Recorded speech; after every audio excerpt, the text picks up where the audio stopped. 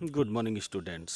आपका स्वागत है the ashes that made the trees bloom में। जैसा कि मैंने आपको बताया था कि वह बूढ़ा किसान उस निर्दयी पड़ोसी के घर गया जो कि उसके मिल को जला दिए थे और उसे डांटने फटकारने लगे। जब यह बूढ़ा किसान उससे जले हुए मिल का राख मांगा तो वे उसे डांटने फटकारने लगे जैसे मानो कि वह चोर हो। जो भी हो, उन लोगों ने उसे राख ले जाने दिया।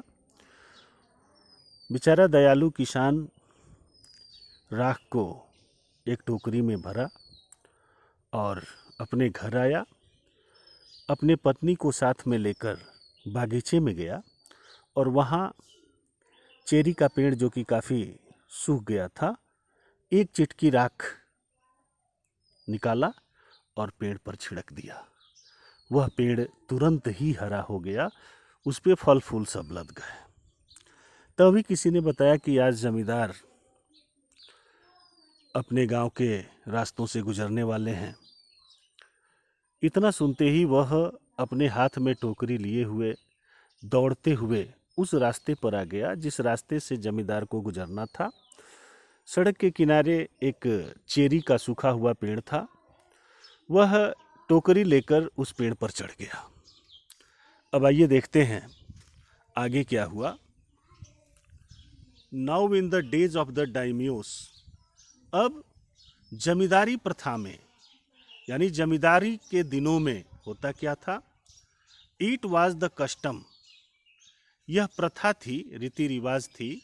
व्हेन देयर लॉर्ड पास्ड, यानी जब उनके जमींदार साहब गुजरते थे, by passed by, for all the people, सभी लोगों को, to shut up their high windows, अपने घर के ऊंचे ऊंचे खिड़कियों को बंद कर देना होता था। They even pasted them fast with A sleep of paper. इतना ही नहीं, खिड़कियों को बंद कर देने के बाद भी वे कागज के छोटे छोटे टुकड़ों को चिपकाकर पूर्ण रूपेण बंद कर देते थे। सो एज, ताकि, not to commit the impertinence of looking down on his lordship, ताकि वे भूल कर भी अपने लॉर्ड को देख न सके, नजर न डाल सके। All the people along the road would fall upon their hands and knees, सारे गांव के लोग जो थे क्या करते थे, अलोंग द रोड, सड़क के किनारे, वुड फॉल, गिरते थे। गिरने का तात्पर्य क्या है, अपॉन देयर हैंड्स एंड नीज, यानी घुटने टेक देते थे। रास्ते के किनारे वे घुटने टेक देते थे। एंड रिमेन पोस्ट्रेट, और क्या करते थे, पेट के बल सीधे लेट जाते थे। पेट के बल सीधे लेट जाते थे। Until the procession passed by, और तब तक लेटे रहते थे जब तक कि जुलूस, प्रोसेशन का मतलब यहाँ जुलूस से है, और जुलूस मतलब आप समझ लीजिए कि जमींदार जब गांवों का चक्कर लगाते थे तो उनके पीछे लोगों की एक बहुत बड़ी भीड़ हुआ करती थी। तो लोग जो है पेट के बल लेट जाया करते थे, तब तक लेटते रहते थे जब तक कि जुलूस, लॉर्ड का यह जुलूस जो है आगे नहीं निकल जाता था। आगे देखेंगे, the train ड्रीव near the train. अब यहाँ पे ट्रेन कहाँ से आ गई, यानी ट्रेन से तात्पर्य यह है कि आगे आगे जमींदार और उनकी पत्नी और उनके पीछे जो है लोगों की भीड़। तो यहाँ ट्रेन को हम जुलूस के रूप में समझ सकते हैं। द ट्रेन ड्रीव नियर, यानी ट्रेन जो है नजदीक आई। ट्रेन से तात्पर्य है लोगों की भीड़, यानी जमींदार के साथ जो लोग थे वो भीड़ जो है नजदीक आई। वन टॉल कॉम्पिटेंट मैन,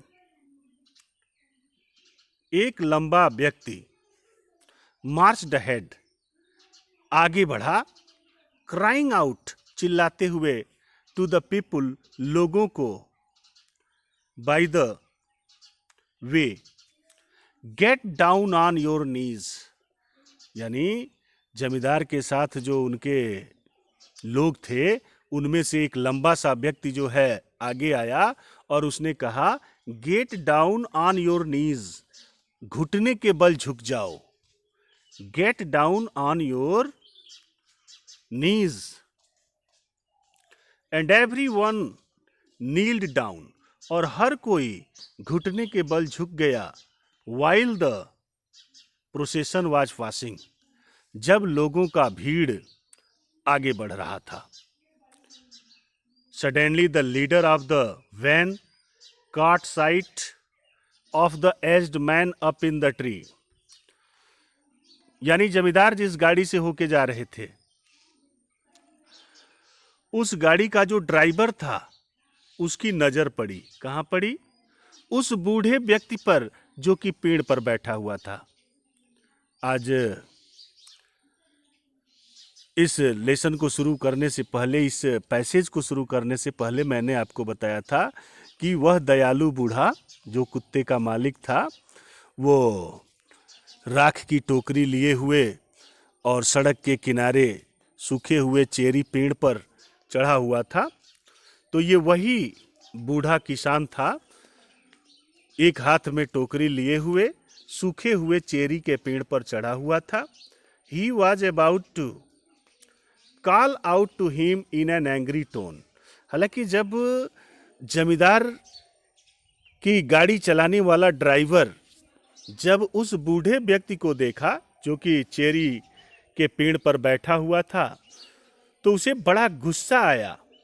उसने सोचा he was about to call out to him in angry tone, यानी गुस्से में क्रोधित होकर वह उसे डांटने वाला था। But seeing he was such an old fellow, लेकिन यह देख करके कि वह आदमी बड़ा बूढ़ा था, he pretended not to notice him and passed him by, उसने बहाना बनाया, प्रिटेंडेड का मतलब होता है बहाना बनाया, not to see him, not to notice him, जैसे कि वह उसे न देखा हो। यानी ड्राइवर जो है उस बूढ़े व्यक्ति को देख रहा था जो कि टोकरी में राख लिए हुए चेरी पेड़ पर बैठा हुआ था, लेकिन उसने बहाना बना दिया जैसे कि वह उसे न देख रहा हो और वहां से गुजर गया। So when the daimio's palanquin drew near, जैसे ही डायमियोस की पालकी जो है नजदीक आई, the old man taking a pinch, the old man taking a pinch of ashes from his basket, तो ओल्ड मैन ने क्या किया, आइए देखते हैं। The old man taking a pinch of ashes, वह राख का एक चिटकी हिस्सा निकाला, फ्रॉम द बास्केट, टोकरी से, इसके टर्ड इट, इसे छींट दिया, ओवर द ट्री, पेड़ पर।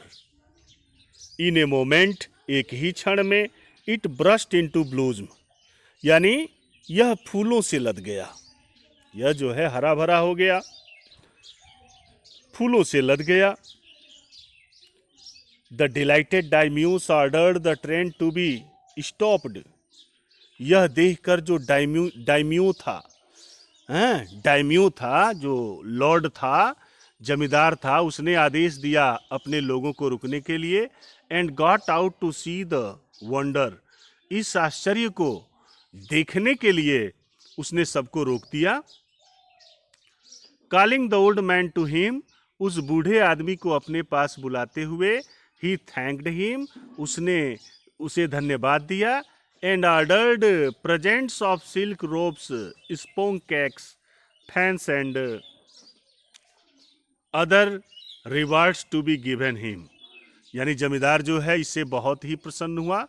वह आदेश दिया कि उस बूढ़े व्यक्ति को सिल्क कपड़े दिए जाएं, एक विशेष प्रकार के केक्स, स्पोंग केक्स दिया जाए, फैंस दिया जाए और दूसरे अन्य बहुत सारी कीमती रिवार्ड भी दिया जाए। He even invited him to his castle. इतना ही नहीं, उस लॉर्ड ने उस बूढ़े आदमी को अपने महल में आने का न्योता भी दिया। So the old man went gleefully home to share his joy with his dear old wife. और इस प्रकार से वह बूढ़ा व्यक्ति प्रसन्न होकर अपने पत्नी के पास घर चला गया हैं, और इस प्रकार से उसने ये सारी खुशियां अपने पत्नी से बांट दी। तो आज हम लोग इतना ही पढ़ेंगे, शेष दूसरे दिन।